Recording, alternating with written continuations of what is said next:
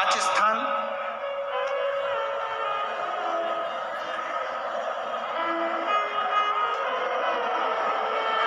अच्छे से समझ लीजिएगा, जब भी शिव मंदिर में जाएं तो ये 5 स्थान शिव को जल चढ़ाने के लिए। ये रखा है शिवलिंग, गोल जलाधारी, ये चरण जहां से पानी नीचे की ओर जाता है। शंकर भगवान के 13 बच्चे हैं, 13 की 13 बच्चे, शिव जी का संपूर्ण परिवार, 33 कोटि देवता, 64 योगनियां, सब शिवलिंग के आसपास में। आप शंकर जी के मंदिर में जाकर ये कभी ना विचार करना कि पार्वती जी को ढूंढना पड़ेगा या गणेश जी को ढूंढना पड़ेगा या कार्तिकेय जी को ढूंढना पड़ेगा या भैरव को ढूंढना पड़ेगा। हमें शंकर के मंदिर में जाकर किसी देवता को ढूंढने की जरूरत नहीं है। जहां शंकर भगवान का शिवलिंग रखा हुआ है वो माता जी का हस्तकमल है, माता पार्वती जी का स्थान है। जहां शिवलिंग रखा है वो शंकर भगवान है।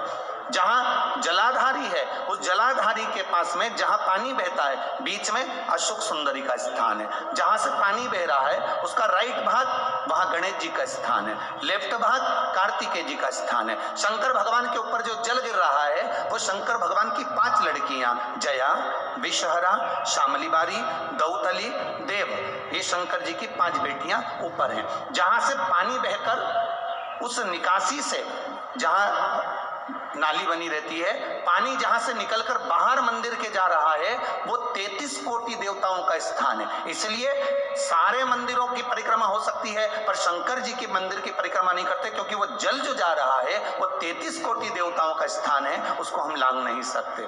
वो स्थान जल चढ़ाते समय आप इसका स्मरण रखें। पानी का जब पात्र लेकर जाते हैं मंदिर के अंदर, सबसे पहले शिव जी का जो जलाधारी है उसमें राइट भाग पर अपनी मनोकामना कर कर जल चढ़ाएं, फिर लेफ्ट भाग में चढ़ाएं रोग मुक्ति के लिए। अशोक सुंदरी की जगह पर चढ़ाएं, ये तीसरा स्थान। चौथा स्थान माता पार्वती जी का जो कटी भाग है जहां पर शिवलिंग रखा हुआ है उस भाग पर जल चढ़ाएं, चौथा भाग। 5वां भाग शंकर जी के ऊपर चढ़ाएं। ये 5 जगह पर जल क्रम वाइज चढ़ाएं।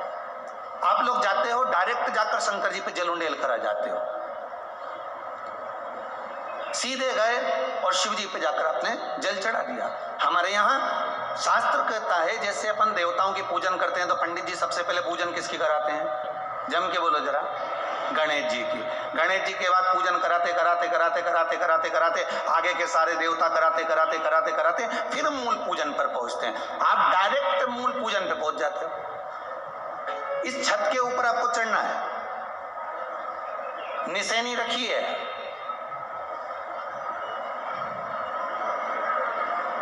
पाए लगे हुए हैं, आप कैसे चढ़ोगे? एक एक पाए पर पांव रखकर चढ़ोगे कि डायरेक्ट पहला पे रखोगे आखिरी पर? जम के बोलिए जरा, एक एक पाए पर पांव रखोगे ना कि धीरे धीरे हमको चढ़ना है। उसी तरह शिव मंदिर में पहुंचने के बाद पहला गणेश स्थान, कार्तिकेय स्थान, अशोक सुंदरी का स्थान। अशोक सुंदरी के स्थान पर जल क्यों चढ़ाया जाता है?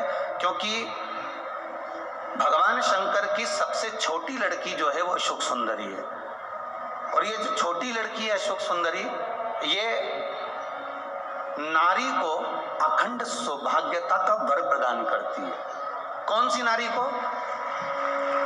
किस नारी को अखंड सौभाग्यता देती है?